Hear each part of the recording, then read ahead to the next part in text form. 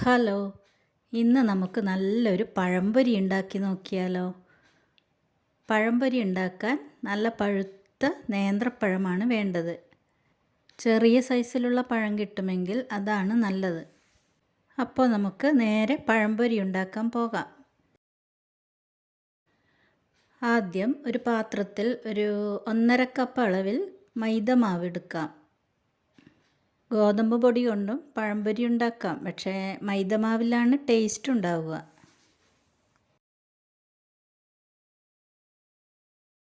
ഇനി ഒരു 1.5 table spoon അരിപ്പൊടി ചേർക്കണം. വറുത്തരിപ്പൊടിയാണ്, പുട്ടുപൊടിയായാൽ മതി. ഒരു ക്രിസ്പി ആവാനാണ് നമ്മൾ അരിപ്പൊടി ചേർക്കുന്നത്. സോഫ്റ്റ് വേണമെങ്കിൽ അരിപ്പൊടി ചേർക്കാതെ ഉണ്ടാക്കിയാൽ മതി. ഇനി കളറിന് വേണ്ടി ഒരു 1/4 ടീസ്പൂൺ മഞ്ഞൾപ്പൊടി ചേർക്കാം. ഇനി ഒരു 2 ടേബിൾ സ്പൂണോളം പഞ്ചസാര ചേർക്കണം. കുറച്ച് മധുരം വേണം, എങ്കിലേ നമ്മുടെ മാവിനൊരു ടേസ്റ്റ് ഉണ്ടാവുകയുള്ളൂ. ഇനി മധുരം ബാലൻസ് ചെയ്യാൻ അല്പം ഉപ്പ് ചേർക്കാം, ഒരു നുള്ളുപ്പ്. എല്ലാം കൂടി ഒന്ന് മിക്സ് ചെയ്യാം.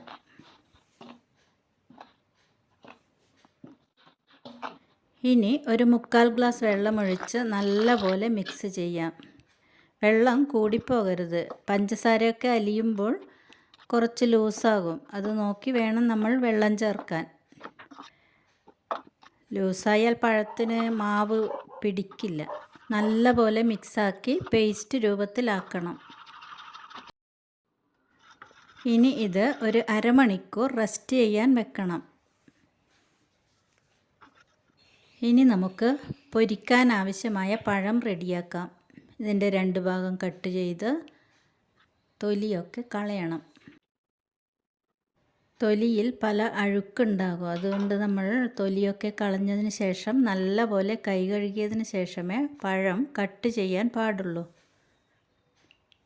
നീളമുള്ള പഴമാണെങ്കിൽ നമ്മൾ കട്ട് ചെയ്തിട്ട് പൊരിക്കുന്നതാണ് നല്ലത്.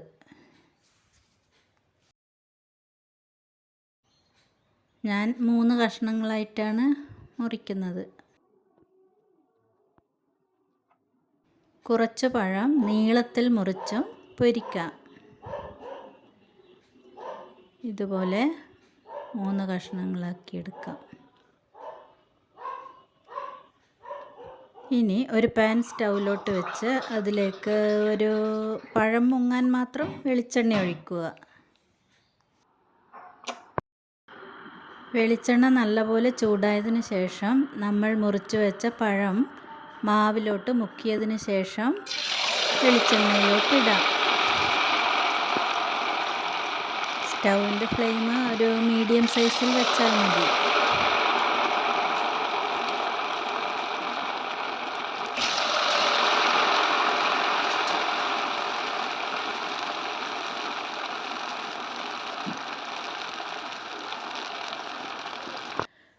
ഒരു ഗോൾഡൻ കളർ വരുന്ന സമയം നമുക്ക് ഇത് തിരിച്ചിടാം.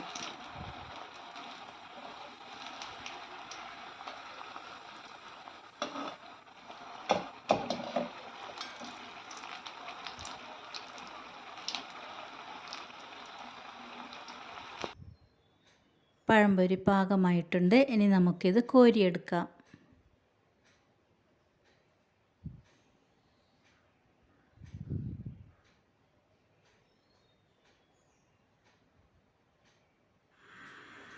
നല്ല പഴംപൊരിയായി കിട്ടിയിട്ടുണ്ട്. ഇനി നമുക്ക് നീളത്തിൽ അരിഞ്ഞ പഴവും ഇതുപോലെ പൊരിച്ചെടുക്കാം.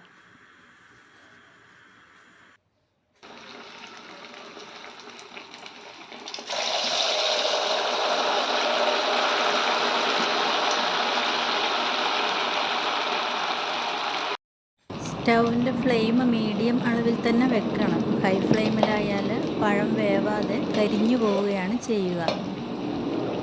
ഇത് പാകമായിട്ടുണ്ട്. ഇനി നമുക്ക് കോരിയെടുക്കാം. അങ്ങനെ നമ്മുടെ പഴംപൊരി റെഡി.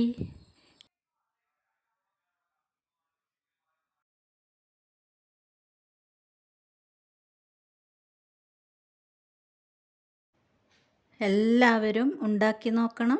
നല്ല ടേസ്റ്റുള്ള പഴംപൊരിയാണ്. വീഡിയോ ഇഷ്ടപ്പെട്ടെങ്കിൽ ലൈക്ക് ചെയ്യുക, ചാനൽ സബ്സ്ക്രൈബ് ചെയ്യുക.